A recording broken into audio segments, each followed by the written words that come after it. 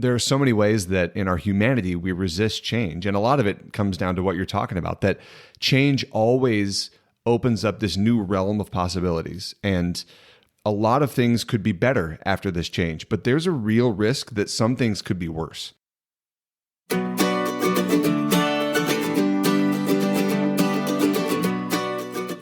Welcome to This Whole Life, a podcast for all of us seeking sanity and sanctity, and a place to find joy and meaning through the integration of faith and mental health. I'm Pat Millay, a Catholic speaker, musician, and leader, and I'm here with my bride, Kenna, a licensed marriage and family therapist. This is the stuff she and I talk about all the time, doing dishes, in the car, on a date. We're excited to bring you this podcast for educational purposes. It's not therapy or a substitute for mental health care. So come on in, have a seat at our dining room table, and join the conversation with us. We are so glad you're here. So listen to me now. I'm not gonna stand here with my friends down and out. Welcome back to This Whole Life. It is wonderful to be diving into a new episode with all of you, and especially you, my darling one, even with your meerkat bug eyes coming at me. I was trying to make good eye contact. Is that what that was? It was an overcorrection. It was. Of the lack of eye contact when I attempted to start the episode the first time. I love staring into your eyes, and I love through this pop socket thing. making you look into strange eyes over here. Welcome to this episode on changes and transitions. Mm-hmm. Oh man. It's a big one. I feel like we have some things to say today. Have you been through some changes in your life? Oh my gosh. Yeah. I'm excited about this because it is something that has been just like organically popping up in life. You know, lots of talks being requested around this topic and clients coming in for precisely this thing, for help through change and transition. And so it seemed like a really natural thing to like bring it onto the podcast. So I'm excited for this today. Something that everyone goes through. Yep. Yeah. But I want to start, since I appear to be behind the wheel here, with highs and hards. You're going to start with that? What do you want to do? I want to play a game is what I want to do. You always want to play a game. That's right. And then you're like, the episode is too long. And I'm like, I wonder why the episode is too long. I wonder. Because we're having too much fun. I came here to get down to business. Okay. So for the rest of you who need to speed up and don't want our shenanigans. All right. What's your game? Okay. So we're just going to do, it's becoming like the This Whole Life official game, this or that. Okay. This Whole Life, this or that. In transition and change theme, we're going to do this or that, like dates and times version. Okay. All right. A little time travel episode. Here we go. Okay. This or that, Tuesday or Thursday? Oh, that's so hard. I want to say Tuesday because I still feel hopeful. Like, I've got the whole week to get things done. And then Thursday, I'm like, oh, but it's almost the weekend. We're like crawling to the finish. Okay, Thursday. Final answer, Thursday. Because you feel like it's the right answer, or it's really what you think? No, I really do think I like Thursdays better. We're in the home stretch. Thursday. Okay. All right. You. Great. Yeah, Thursday by a mile. Oh, yeah, right. okay. It's closer to the weekend. Okay. Yeah. I'm as boring and typical as they come in terms of those things. Number 2, New Year's Eve or Black Friday? Oh, New Year's Eve. Yeah? Yeah, New Year's Eve. I mean, just by virtue of the fact that we're normally going to the Vigil Mass on that day for Mary, Mother of God. And so that adds a little festivity to it. And also that we have a sweet tradition of celebrating New Year's Eve early, like British New Year's Eve with the kids. We've done that a few times. And so that raised New Year's Eve higher on my list of, and then Black Friday, whatever. Roydo. Yeah. You? Yeah, these are both days that you and I don't care a lot about, honestly, which is why I put them together. Probably it leans Black Friday a little bit. Interesting. Because it's Christmas Day one. And I know it's offensive didn't even occur to me. To all of you Advent lovers out there. I'm not denigrating Advent. I'm just saying we are a both and tradition. Yeah, don't tell your pastors about this. I can celebrate the mortification of Advent, and I can listen to Christmas music at the same time. So That's my choice, and I'm sticking with it. Number 3, morning or afternoon? Morning. 1,000%. Really? Yes. Gross. How does this surprise you? I'm at my best. I just wonder It's if when I want to have a afternoon- million conversations with you. No, the afternoon slump, it's real. Like that's like taking a deep breath and getting ready for the dinner bedtime insanity. Like to me, like 4 to 8 p.m. is a blur. And I am just praying that I have kindness and gentleness as I move through it like a flippin' wrecking ball. So you? Afternoon. Good times, afternoon by a mile. What you say about the morning is how I feel about the afternoon. Really? So yeah, I'm just getting rolling. We're getting started in the afternoon. Okay. Yeah, the day is young. All right. 8 a.m. or 8 p.m.? Well, 8 p.m. just because I'm like sliding into my bed, but like, You are not. You don't go to bed that early yet. I mean, mentally I Yeah. am. 8 a.m. for sure. Yeah. Okay. Fresh as a daisy. Yeah. I don't even need to ask you. 8 p.m. 8 p.m. I'm just getting started. 4th of July or St. Patrick's Day? Oh, 4th of July. Like by a mile. By a mile? Sorry, I know you're offended. He's your patron. No, but it's fine. We Americans have made St. Patrick's Day into a thing that it probably was never supposed to be in the first place. I am surprised. I feel like you don't like anything about the 4th of July. Fireworks, hot dogs, humidity and heat. I feel like you complain about those specific things every 4th of July. well, don't I sound like a barrel of laughs? I think you love America. I think the stuff around the 4th of July you could do without.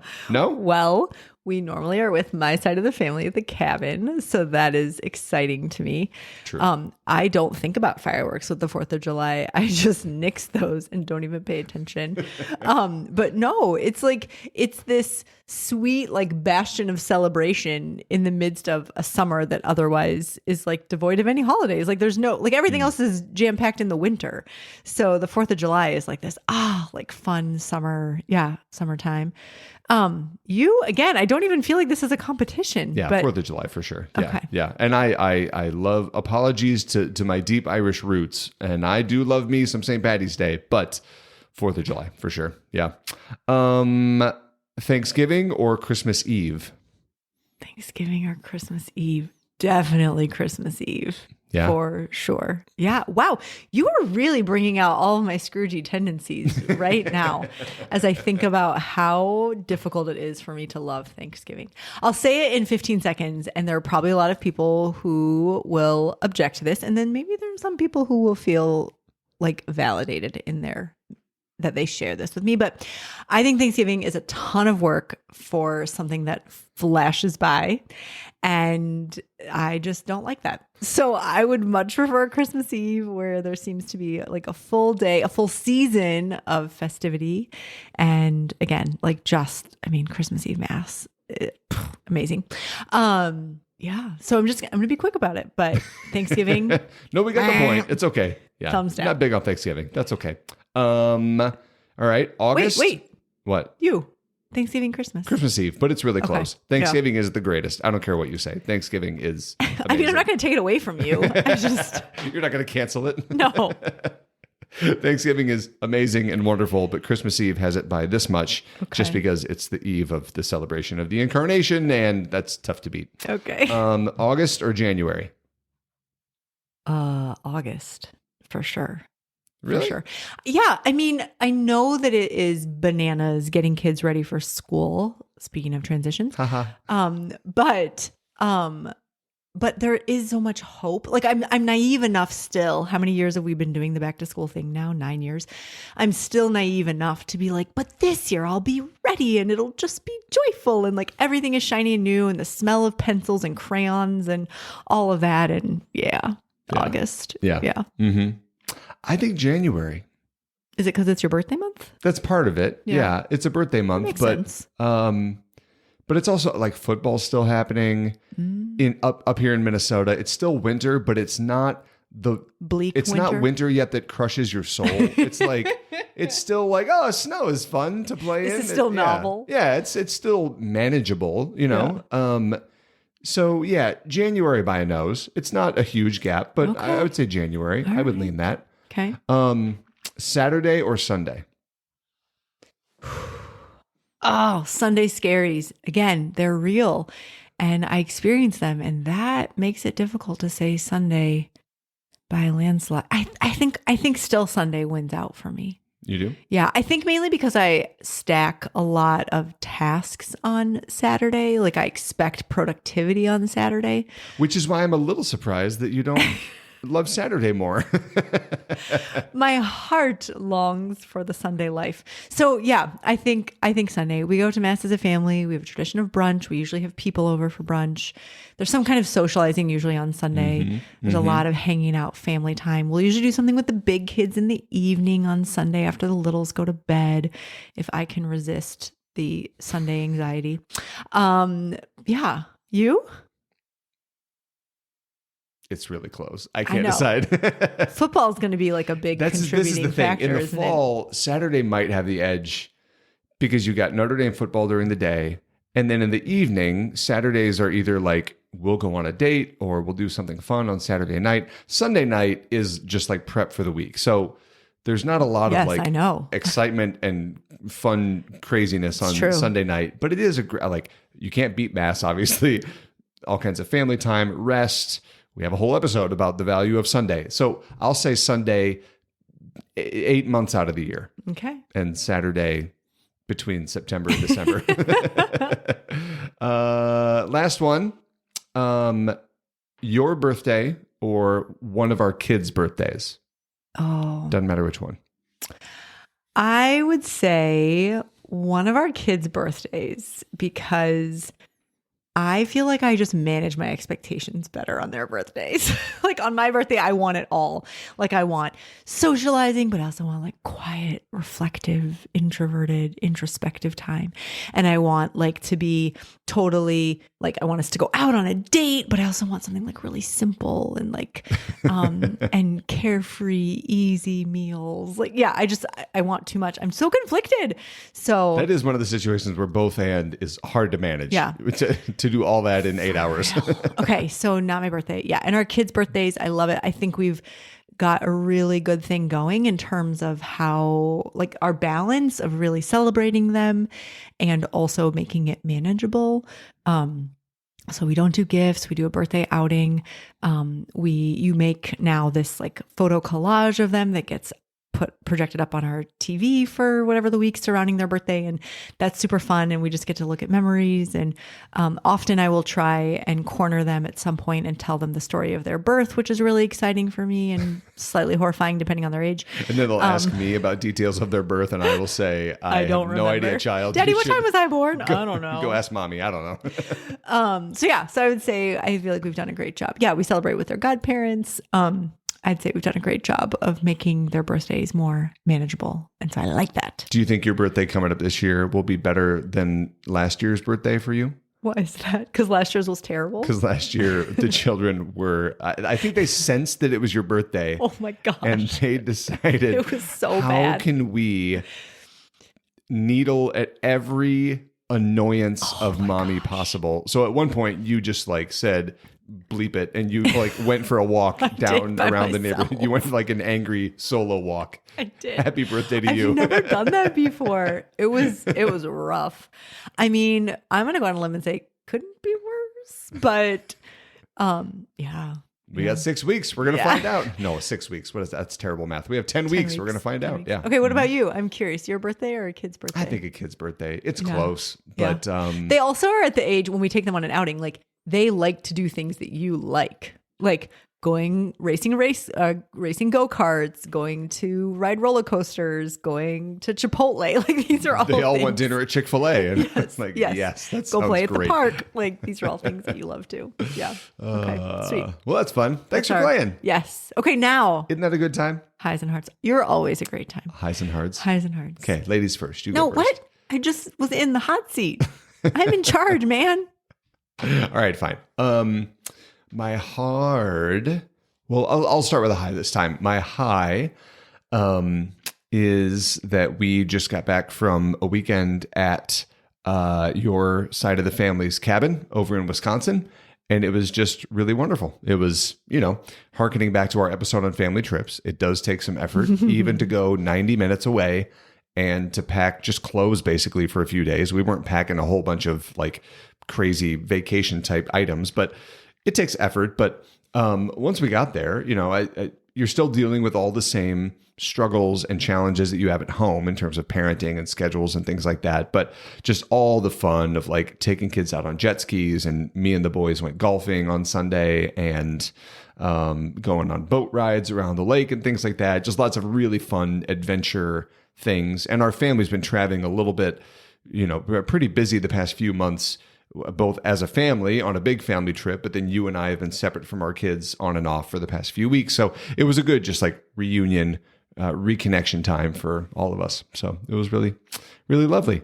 My hard is that the past few weeks, I feel like you and I have had lots of conversations with friends whose parents are aging and are moving into, we are now moving into that age and stage, speaking of a really difficult transition where adult children start to become caretakers for their parents. If not full-time caretakers, then at least starting to manage medical appointments and emotional expectations and boundaries with aging parents who aren't able to be as active and aren't able to host like they used to, but they still really want to. So that's hard for them to let go of.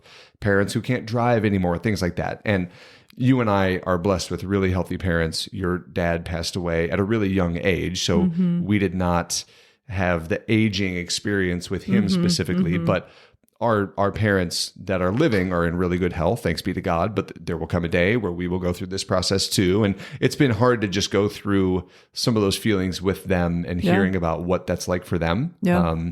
It's good and it's beautiful to help your parents age and eventually die with dignity, but still difficult along the way. So yeah, and hard to not know what that's like. We've never been in that position exactly. So yeah. Well, I'm glad the cabin was good for you this weekend. Yeah. We kind of came home in a whirlwind and haven't really talked since then. So yes. So I'll start with my hard right now is maybe not surprisingly, that I'm out of routine, and I love routine. And so this is difficult for me that we have been doing so much traveling, which is a gift in and of itself, but also, our kids have been in different camps. And so every week is like a new adventure. And I kind of take a deep breath every night and think like, okay, what does our nanny need to know for tomorrow? Because no 2 days are the same. And I'm so grateful for such a full, vivid life. And also I am ready for some change and the routine that comes with that. So ready to settle back into school, which happens really soon, like a week and a half for our kids. 10 days. Which is nuts. So that's my hard lately. I would say my high is that it wasn't until after the fact that I recognized, and you and I haven't really even debriefed about this, Pat. We were out in Colorado for like a work visioning time, visiting my aunt and uncle. So my dad's brother, his only brother, and his wife. And then we were at the cabin this past weekend with one of my dad's sisters and her husband and my grandpa, so my dad's dad. And just like, feeling connected to my dad, which is such a sweet thing. There are, definitely hard anniversaries and milestones that come up where I feel connected to him, or I have memories of things that he was going through or we were going through as a family during his illness and his death. But to, just be with people who remind me of him, who look like him, who sound like him. I mean, just all these little ways of being reminded of him and really just getting to soak in the sweetness of who he was and who he is. And especially with the cabin, like ways that our kids can be connected to him. There's a lot of my dad's artwork around the cabin. And so just I was walking around and like, oh my gosh, and pointing it out to the kids and sharing things with them about him. I cannot underestimate the value and the beauty of that. Yeah. It's really special. One of the many reasons that spending time with your family is really beautiful. Thank you for that, baby. Thank you for your high and hard. I always love hearing things from you, sometimes on the podcast that we haven't even talked about in real life yet. So it's a great moment for me too. Transitions, changes. Yes. Okay. Humanity is defined by change and transition, but we find it so hard sometimes. So hard. Yeah. So tell me, you hinted at this. What's the background? What brought this up now? What's been going on that you've been hearing from other people, from clients, that have made you think this is a really important topic and this is a good time to do it? Well, yeah. So coming from the clinical perspective, most of my clients come to me because they are experiencing a change or transition or anticipating one and want support navigating that. That this change or transition maybe is inevitable or it's already come to pass, and they are trying to cope well with it. And I love that. Like, I love that my clients, that our clients here at the Martin Center, are being intentional, wanting to engage with these changes and transitions in life. So that's one big piece of why I thought we should talk about this today. Another thing is, again, we've had organizations approach us asking us specifically to help their community members, their employees, their staff, their volunteers, to transition well. When companies are merging, when volunteers are ending a period of service, when people are naturally moving up to a higher level of responsibility. Those are all changes and transitions that organizations are thinking about, like, my gosh, like, how can we all do this well, so that we continue to gain momentum to engage in life. Also, just to be honest, like, this season of heading into the fall is a big time of change and transition in our house. And so, Pat, you and I have a ton of conversations around this time of year of like, okay, schedules and routines are going to change again. It feels like yesterday we were talking about, what do we want summer routines to look like? And now we're back to the drawing board of like, okay, what do we need this year so that our family can really work together well, that we can be supportive of each other, give each other all the space and the energy and the resources that we all need to do the things that are in front of us. So yeah, this is coming from a lot of different angles. We could say it's a long time coming for us to do this here. And it's a crucial part of the way that you and I view mental health in general. One of the definitions of mental health that we'll offer to groups that we work with, it gets away from the idea that mental health is merely a problem to be solved. That when you hear mental health, a lot of times the words you think of are things like depression, anxiety, suicide, things like that. The reality is that mental health is this great and beautiful gift, and having good, solid mental health is not simply avoiding depression and avoiding anxiety, because then you can start to think that maybe I should not be sad anymore, or I shouldn't be worried about anything anymore. And that is not the goal. It's also not reality. It's impossible. But a healthier version of mental health, a more comprehensive vision of mental health, is this definition that you and I use. Kind of 4 steps. Number 1, using the mind and body. Number 2, to accurately perceive reality. Number 3, what matters to our conversation today, in order to respond to stressors and changes. And then step 4, in order to be in loving relationship with God, self, and others. Yep. So we're focused on that third part today, to respond to stressors and changes, because somebody can have really stable and really good mental and emotional and physical health when things are predictable, when everything is stable. And sometimes all it takes is one change, one significant change, to really throw someone's life up in the air and to feel like they can't get their feet on solid ground. They don't know which way is up. And that can be a real source of stress and hardship for folks. Yeah, no, absolutely. And I think that, like, this life is dynamic. This life is ever changing. And for those of us who want to be fully alive, like for those of us who want to be on this heaven-bound journey of becoming more and more who God made us to be, we should expect change. Like, we should expect times of transition into something new when the Lord is growing something new in us, maybe internally, interiorly, or through external forces and events and occasions, that change happens. And so this is a good. And as you're saying, Pat, like, that's exactly right. Like, our mental health, we could say, could be measured in part by how responsive can I be? How intentional can I be in engaging that change? So what I do, I want to hone in on that, responding to stressors and changes. And I think that there's kind of 2 categories, right? Like, there's those changes and transitions that we can foresee coming.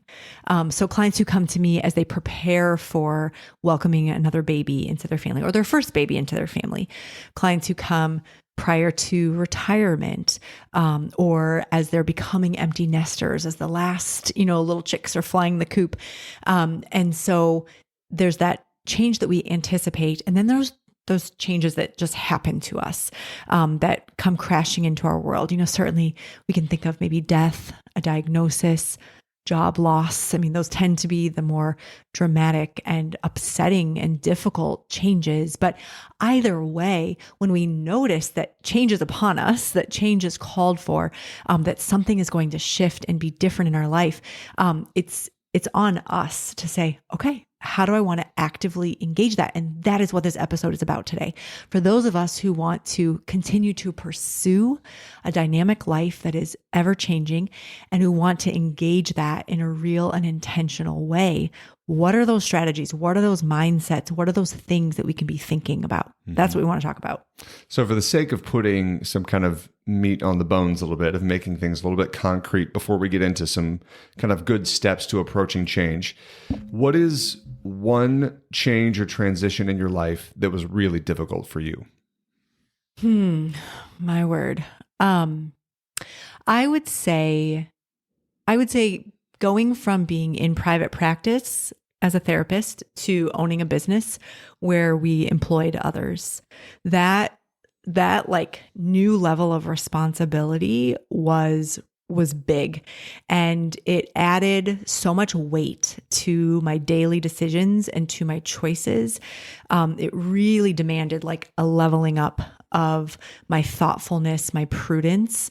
And so it was a mental load that was really different than before, which maybe sounds silly because I was, contributing to what our family needed to survive. But it was another level when you think about the other families that are now dependent upon you and needing you to do your best, to make your best choices. That was a huge transition, and just how to manage that and not let it be like crippling and debilitating, like under the load, but let it move me to be good at my job, to do well with the responsibility that's been given to me. That took time and therapy for me to figure out. So then what about, wait, I have to go too? Yes. Oh, fine. Okay. I think, this is going to sound bad. Okay. Can't wait. So just bear with me on this. Okay. I don't know that I managed the marriage transition very well. Okay. Because we've talked about our episodes on pornography and things. Like, I think I had this vision that marriage as a sacrament just like solves all your problems, basically. Mm-hmm. Like you can do whatever you want before you're married, because when you get married, everything changes. And you just automatically are a good person, a good husband, whatever. And spoiler, not the case. It takes work. If you are engaged or dating or anything right now, and you're looking toward the altar one day, if that's your vocational call, boy, have I got some news for you. You're going to get better. Work. Yeah, right. But it's going to be work. The good news is that as difficult as that transition was for me, the sacrament does work and the grace is real. And especially if you have a spouse and a partner who's willing to journey with you in that, you have the rest of your life to figure it out, right? So it's been a really good process, but it was really difficult at the front end for me, I think. Yeah. What about a transition or change that you feel like you managed really well? Yeah.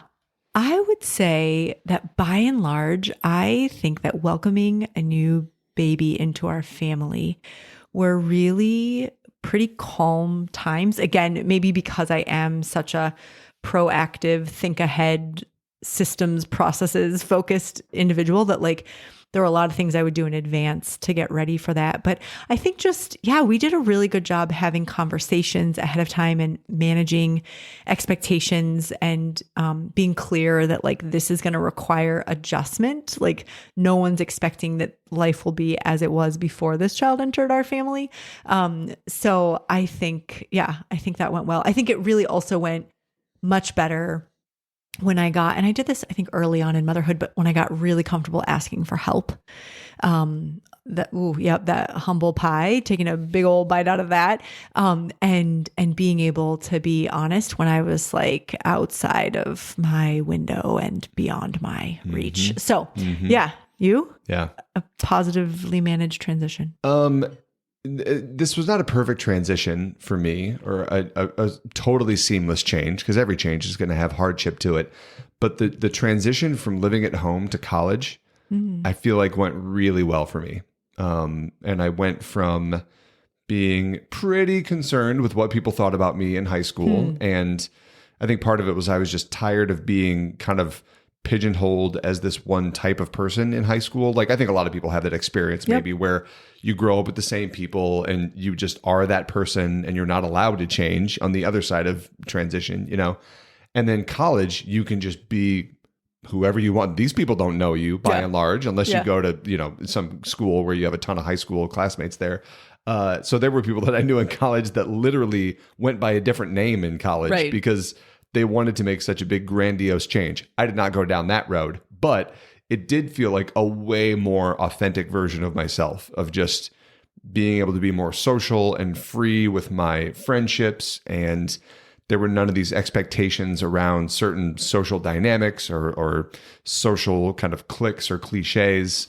And it was really, I feel like I really came into my own and just was a really healthy version of myself for definitely the beginning of college, in some ways throughout college and adulthood, but especially early on. Yeah, it went really well. Love that. So, all right. So if we're going to do more of the latter, the smooth transitions that are healthy and fruitful, and if we're going to do the best we can to avoid the really difficult, abrupt, kind of rocky transitions, what are some ways that we can approach transition and change that are going to make it more easy for us to be healthy and mature throughout? Yeah. Well, first of all, a little disclaimer that I had the awesome joy of having dinner with a couple of my colleagues, some of my classmates from grad school in therapy the other night. And so was tossing this question out to them. And this is what I'll share is kind of the pool of wisdom from Vonda, Joanna, and I, who all see clients who are going through transitions, who have been through transitions ourselves. So this is not just my voice here. But the first thing that came up is the need for attending to self-care, of paying attention to those basic human needs, sleep, moving your body, eating food that is going to serve you well, drinking water, decreasing stimulus, and, you know, those things that can kind of agitate and overwhelm our senses, really being attentive to those human needs. And I think the reason that is of particular importance during change and transition is because it can be so easy to be caught up in the content of the thing that's happening, right? Getting the kid ready to go to kindergarten, getting a husband, you know, helping him get ready for changing a job, changing companies, getting ready to move into a different house across town. Like, there's so many tasks that can be wrapped up in change. And so it's so easy, I think, to neglect these basic things. But the reality is, change puts demands on our nervous system. And so we've got to be extra thoughtful about how I'm kind of replenishing, restoring that nervous system. And our basic human needs are a huge piece of that. So got to be attentive to those things. I know we have a whole episode on self-care, but I'll just give you the Cliff's Notes to say, sleep, body movement, food, water, paying attention to, how you're filling up your calendar, how you're filling up your stimulus through your eyes, your ears, touch, all of that, just simplifying and slowing down life a little bit. So self-care, always important, always valuable, but maybe more than ever when there's a big change on the horizon or you're going through a period of transition. Absolutely, for sure. So kind of with that, again, on that theme of slowing down, it's when we're making change and transition, you're asking more of yourself, right? You're adding something new and usually pretty big onto your plate, and a plate that for most of us is already full. You know, most of us are living lives at which we're maximizing our capacity. You know, we are really being stewards of the time and the talents and the energy that God has given us, which is great. But then when something new and demanding gets added on, we can be like, where's this going to go? Like, what shelf should I put this on? So slowing down. And that is so counterintuitive. We talk about it as opposite action in DBT, in dialectical behavioral therapy, of slowing down at a time when you feel like you should be picking up the pace. And here's the other thing is it's likely in this time of transition that you're doing new things, never before done before kinds of things. And so to slow down, make sure that you are willfully choosing these things, that it's less out of knee-jerk kind of, responsiveness, reactivity, and more intentional choosing and deciding like, this is how I want to spend my time, or this is how I want to spend my money, or this is how I want to, invest in this new change and transition. So, slowing down, it feels so antithetical to what life is like in the midst of a change or a transition, but oh my gosh, so important. So like, if someone is transitioning jobs and they don't have the same kind of time to commit to dinner prep or something like that with their family, or it's back to school season, everyone has practices and you don't have a lot of time for dinner prep. A lack of intentionality might lead to ordering pizza 5 nights in a row, right? Yeah. And while that's easier on one level, that probably is not going to make everyone in the family feel physically great after a week of that. And it's probably not consistent with what you or I want in terms of nutrition and health for our family, right? 5 straight nights of pizza. So all of us know the experience of like, you just have to throw the white flag and order pizza one night because things get crazy. We all get that. But intentionality might mean, okay, if I don't have time to prep dinner this evening, what steps can I take so that I can make something that is healthy, doesn't take forever, and I can still meet the obligations of the new job, the school year, the practice schedule, whatever that is. Yeah, no, for sure.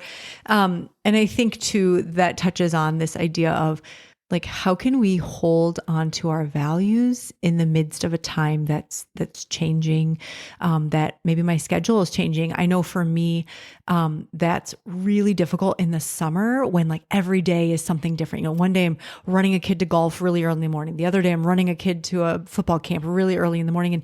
And so it messes with my usual flow that's so different from the school year where things are more consistent, of course. But like, what are some small ways that I can hang on to those values? So for me, like, it's not always getting to have my morning prayer routine. It might be just simply listening to a podcast while we drive, or asking that child to pray a decade of the rosary with me on the way to dropping him off for camp. But holding on to that and seeing like, okay, like I still feel anchored in who I am in the midst of this time that feels really foreign, feels really different than what I'm accustomed to, maybe isn't even what I want going on in this season. How can I hold on to those, things maybe on a smaller scale? It could also mean creating routines and rituals, even little ones. This is a really dramatic example maybe, but when my sister died, Pat, you and I flew down to South Carolina, where she's from, where her husband lives, right away. And we were staying with some friends of hers, and the days were just kind of wild. I mean, we were at court, we were planning a funeral, we were visiting with friends, we were visiting with her colleagues and teachers and things like that. So every day was kind of something different, but every morning we would like get up, go for a walk around the neighborhood, just kind of a small ritual in a world, in a time, in a moment that felt so very foreign that neither of us were prepared for. Like, it was just a little something to ground us and to help us feel like I do have some control, right? That's so hard. Change and transition presents this challenge to our sense of control.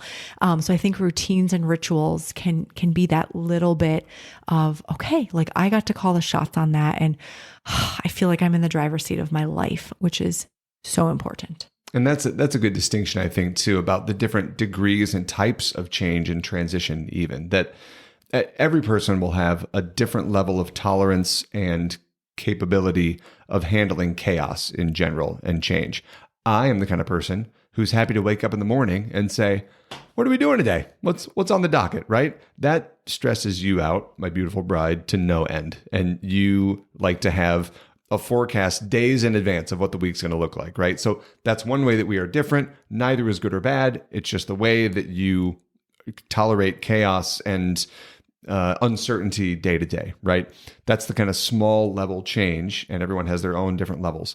But then there's the big changes that happen. And even though I am someone who's really easy, I can easily handle daily uncertainty. I can handle spontaneity, and I'm really comfortable with that. There have been a lot of times in our life together where you've brought up some kind of a change. Maybe we were going to have a new baby soon. Maybe we were contemplating a move. Maybe it's something as simple as like, how are we going to landscape the front yard or something like that? And this feeling in me of like, oh, we just got done with the last change. I need to not change anything for a while, right? So even with all of my comfort and tolerance of chaos on kind of a small scale, I kind of resist those big changes at times when it feels like I've had too much of that recently, you know? Yeah. Which I think is understandable. Like you said, you're pressing up against your window, kind of maxing out at capacity for that change. Yeah. So another thing that I think is important when we are preparing for, in the midst of a season of transition, is connection. To those who love you, to help them to know that this is hard for you, or that you're, kind of gearing up for it and putting more thought, more energy, maybe more prayer toward this change, so that they can support you in that. And also connection to those who've gone before you in maybe a similar season.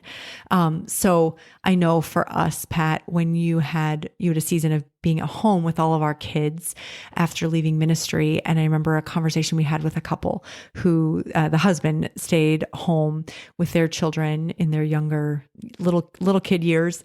And so just talking to them, being like, how was it? What things were helpful for you? And it's not because you're going to carbon copy exactly what those other folks did, but that it can spark ideas, that you can have this sense of I'm not alone, that it can kind of resist the temptation to feel so isolated and like we're the only ones going through this. So reaching out and letting those folks know, like, I want connection. I want to learn from your wisdom. I want to be able to, benefit from the trail you have forged on your own. I also think, like, when I'm thinking about connection, when I'm working with clients or thinking about for myself, to encourage that there are people in your, inner circle, I like to think of it as, who will allow you the ambivalence that comes with change and transition. I truly cannot think of anything in this life that registers on the scale that doesn't carry ambivalence. It doesn't carry that bittersweetness, that both and of pleasant, lovely, desirable emotions and difficult, upset, maybe undesirable emotion. Even things as objectively, purely wonderful, like having a baby, it brings excitement and joy, and it brings terror and overwhelm. Things like, getting promoted at work can bring both a sense of feeling seen, feeling valued, and the joy that comes with that, and also feeling scared about imposter syndrome and scared that you can really live up to the task. There's so much ambivalence. And so to have people in your community who will give you the space and the flexibility to express the whole rainbow of emotions off of our feeling wheel, to reference back to our emotions episode.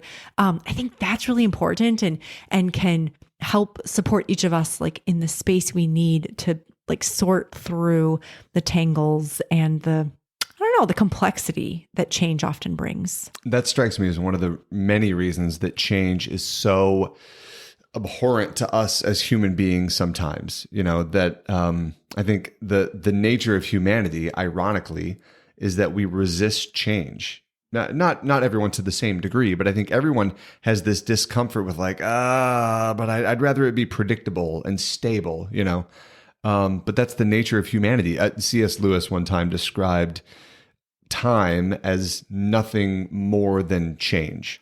That time, the nature of time, is that it is just the measure of things changing. That's it. That our world, our bodies, our minds, our relationships are constantly changing at all times. And yet we desire something permanent. We desire something stable. He said we desire something eternal. So it makes sense that change rubs up against our humanity because we were not made for this temporal passing world. We were made for something that doesn't change. We were made for something that is eternally adventurous and joyful and love for heaven itself, right? But there are so many ways that in our humanity, we resist change. And a lot of it comes down to what you're talking about, that change always opens up this new realm of possibilities. And a lot of things could be better after this change, but there's a real risk that some things could be worse. Yeah. Right? Like I could step into this new promotion and I could make more money, have more success, be a more fulfilled version of the gifts that God has given me, or I could fail miserably and I could get fired and everyone could be frustrated at my lack of competence in this new role, right? When I'm having a baby, not me, when you're having a baby and we are having the baby. When we are having a baby. You better be with me on having that baby. Partnering in baby bearing. That's right. That's a visual. When there's a new baby arriving, all of these beautiful gifts and just the love and the joy and the sense of purpose and being a part of creation along with God, that all those are undeniable. But there's also this risk of loving someone and putting your heart out there, and the risk of partnering with a spouse in parenting and some of the ways that those relationships are challenged by this new person who's depend on you for everything, And so much change has to do with grief too, like you're talking about, like saying goodbye to something else. The birth of a first child means the death of all of my free time, the death of my weekend nights where I can just go to a brewery with my spouse with no second thoughts. Having a second child means the death of my privileged alone time with this one baby and just pouring out all my love into this one human being. It certainly is not worse, and in our experience is exponentially better than every baby brings new joys that we could never predict. But there is this sense of grief and loss with any version of change. And I think it's really valuable to look that in the eye and to be real about that so that we know exactly what we're going through and we're not trying to dismiss these emotions and feelings and frustrations as they come up. Which is precisely my last point, which is to validate, to acknowledge the difficulty. And yeah, absolutely. Like just in our own internal process, right? So whether that's in prayer, whether it's in journaling, it's in conversation with others, when you're doing your reflection, how can you acknowledge the complexity and the richness of the experience of whatever it is that you're going through, and resist the temptation to make it two-dimensional, and to flatten the experience, but to trust that you've got what it takes to digest it in living color, three-dimensional, the fullness of it. Because in my mind, that's when I look at my clients who emerge from changes and transitions as even more beautiful, progressed versions of themselves, more mature versions of themselves. They're those who really give themselves the space, risk the discomfort of sifting through the upset feelings, sifting through the surprises. There are always going to be surprises, right? Even with a change and a transition that you can anticipate, like there are always going to be surprises, sometimes to varying degrees, but something is going to not go according to plan. And so those who really let themselves grapple with that, I think emerge stronger, more adventurous. And I mean that in the broadest sense of like, okay, Lord, like, what are you asking of my life? What do you want from me? My gosh, I didn't even know this was possible, but here I am in this new season and, bring it on. They are the ones who I look at and I'm like, yeah, like you are ready for so much. It's not just about this one thing that we journey through therapy with. Like you've got a template for how to receive and engage change and transition going forward. Mm-hmm. So that's beautiful, but that validation is really important. I said something earlier that I just want to come back to because I'm remembering this conversation I had with a friend recently, that change and transition presents an addition. I didn't mean for that to rhyme. Okay, so that's kind of goofy. But change and transition presents an addition to our already full plates. When we say like, why is this so hard? Like even something so wonderful, like, why is this so hard? Because we already felt maxed out. And now something else is being asked of us. We already had our plans, our preconceived notions. We had our ideas, our dreams, our hopes. And now that's being changed. And even if it's for the better, as you've pointed out, Pat, there's still that hint of uncertainty. And there's still that sense of, I don't know if I can do it, right? I literally concretely don't know how I'm going to do it. To me, it's the feeling of like driving home from work and you've made that drive 400 times and you know exactly how to get home. You don't need the GPS, but all of a sudden, this one day, the road is closed for construction. And now all of a sudden, you're like, oh my goodness, I have literally no idea how to get home now. Like, this is the road. This is the only road. How do I get home from here? Thanks be to God, we have phones that can get us anywhere we need to. But there is that initial panic of like, That's a great metaphor. That's a really apt metaphor. Yeah. And so I was talking to this friend the other day and he was sharing in a very vulnerable moment, like that he and his wife are praying about adding another child to their family, bringing another child into this world. And he said, I'm just struggling because it's already so hard with the children we have. And so the thought of bringing another on, I'm like, ugh. And I said, absolutely. Because right now you're envisioning bringing that new baby home to the life you and your family share now. But that's not what will happen. It will be a different life. It will have to be a different life. You will have to do things differently. There will have to be a new division and conquering of the tasks and managing and rearing the children if you bring a new baby into your family. And so I think too, as we stand at the precipice of change or transition, it can be hard to even believe that such a thing could be asked of us because we're trying to imagine integrating that new thing into our current life. And it's like, no. Things are going to get pushed around on the plate. Something is going to have to move and give. I'm going to have to rework things, outsource things, call on skills and strengths that I don't currently possess or that aren't very strong right now, that I don't like using even perhaps. But something's going to have to be different to make room for this. And change and transition from a mental health perspective is, okay, can I do that? Can I get the things that I need? All these things that we've just been talking about. Can I intentionally and actively seek those out so that I can make this transition well? And that is tough. And it's what this life is about. It is so much of what this life is about. So somebody listening right now is going through a transition in the next 6 months, almost without exception. So what's a good challenge by choice that you would give to somebody about how to approach this idea of change and transition well? Yeah. So it's a reflective exercise here. So not maybe as concrete as other challenges by choice, but I think taking some time to consider, how have I typically responded to change and transition in the past? Do I tend to be really flustered and overwhelmed? Do I tend to have like a catastrophic doomsday kind of response of Chicken Little and the sky's falling and this is going to be the worst thing ever? Do I tend to get really sad and isolate? Do I tend to pull back from others?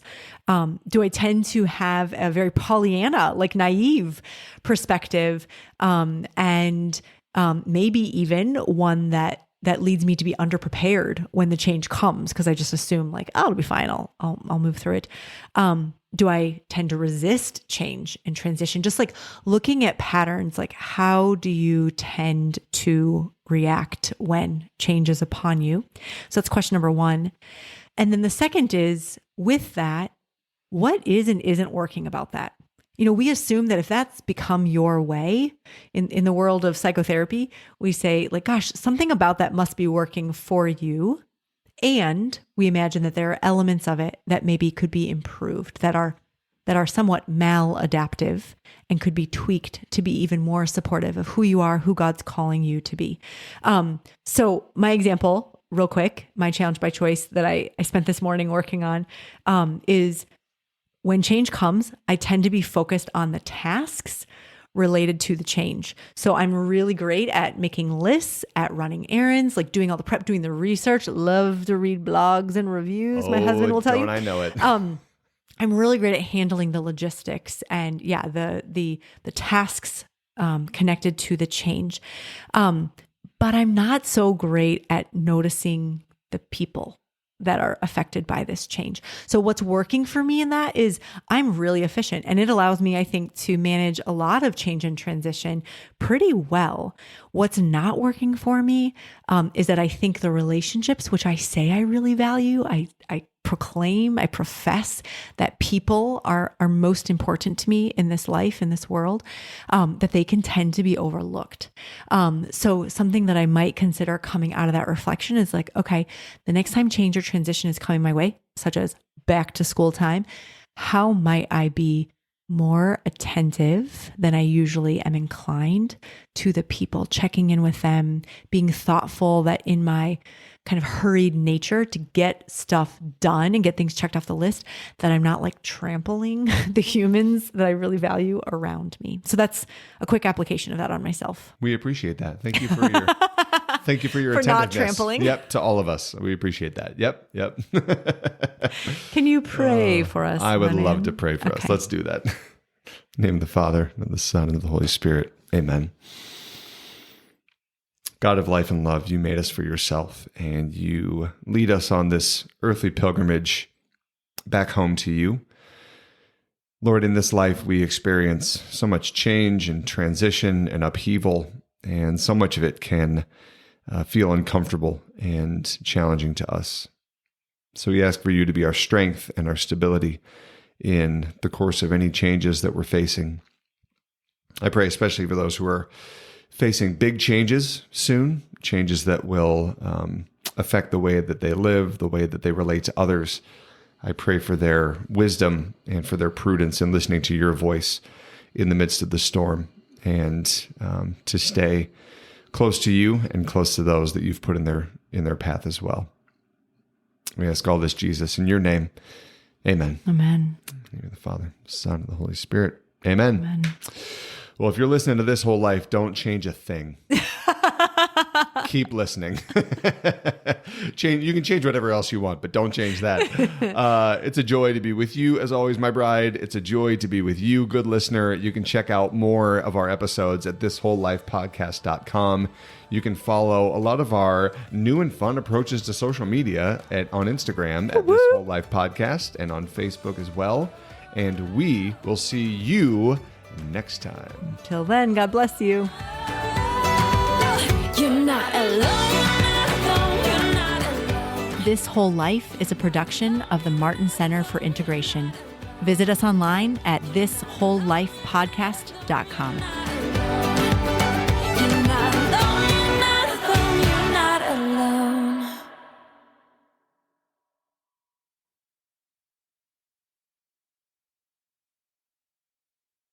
Welcome back to This Whole Life, everyone. It is wonderful to be with you, particularly. What? No eye contact. Sorry. No. You were doing great. I didn't want to mess up your flow. Oh, was that